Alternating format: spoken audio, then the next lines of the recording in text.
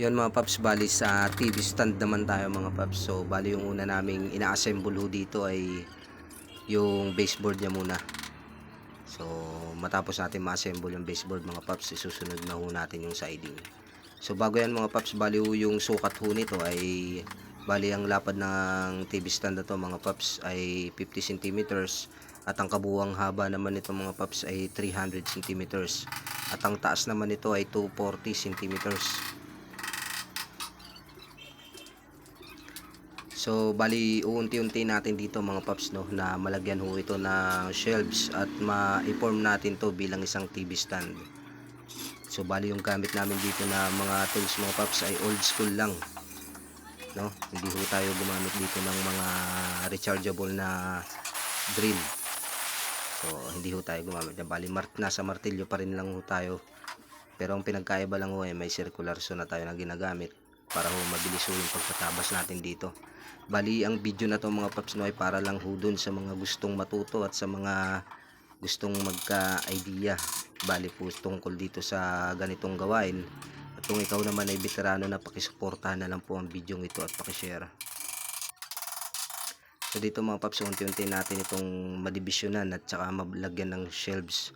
So ito, nalagyan na natin ng mga division. Bali ang kulang na lang nito mga paps ay lalagyan natin ng shelves. So bago natin lagyan yun mga paps ay magtatabas muna tayo. So ayun mga paps, bali ho na kapag tabas na ho tayo ng iilan nating mga shelves para ho dito sa TV stand. So i-temporary muna natin ito mga paps. Gaya nga ho ng nasabi ko kanina ay ang architect natin noon ay may pabago-bago po na desisyon kapag buwibisita ho sa atin. So hindi tayo nagpipix muna. Bali ang ginagawa ho natin muna dito ay nagpo-form muna tayo. So ayan, naipo-form natin mga paps. So bali ho kapag pumunta ho siya, tapos wala na ho siyang ipapabago, pwede na, natin ho itong i-fix. So madali lang naman ho itong fix. Bali tatanggalin lang natin to ng isa-isa. So tanggal, kabit, tanggal na naman sa ibang side, so kabit ulit. So madali lang mga paps. So dito sisimulan na natin ito. So ang inuna natin mga paps dito muna sa siding. So lalagyan muna natin ito ng wood glue.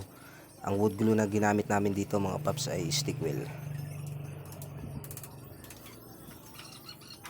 So ayan mga paps, bali kakabit na ho natin.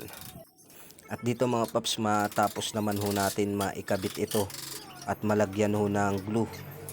So hindi naman po na may iwasan ho na magsilusutan ho kapag maipako na yung ating plywood. So hindi natin may iwasan na hindi magsilusutan ng ating glue. So ang gagawin ho natin dyan ay pupunasan po natin ng basahan na basa. So kasi kung hindi natin punasan yan mga paps ay makaka-apekto po ito sa magpipintura ng TV stand na ito.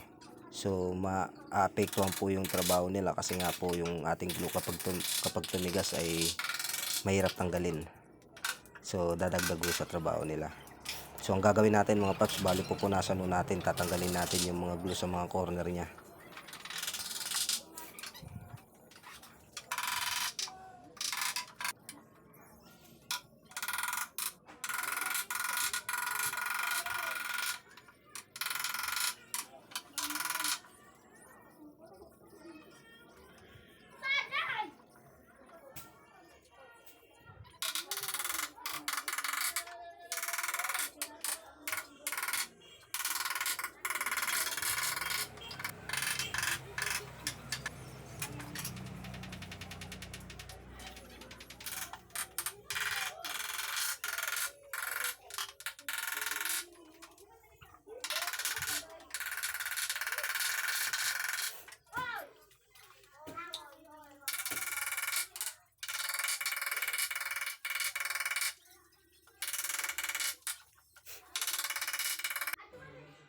At dito mga paps, bali ho natapos na natin ang paglagay ho ng shelves dito sa ating TV stands at nalagyan na ho natin ito ng division.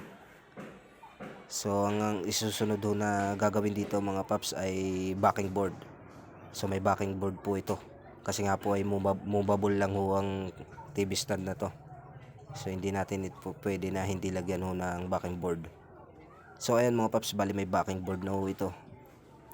So ang kulang na lang dito mga paps ay pinto ho Bali ho, 4 lang ho ang papasok dito na pinto.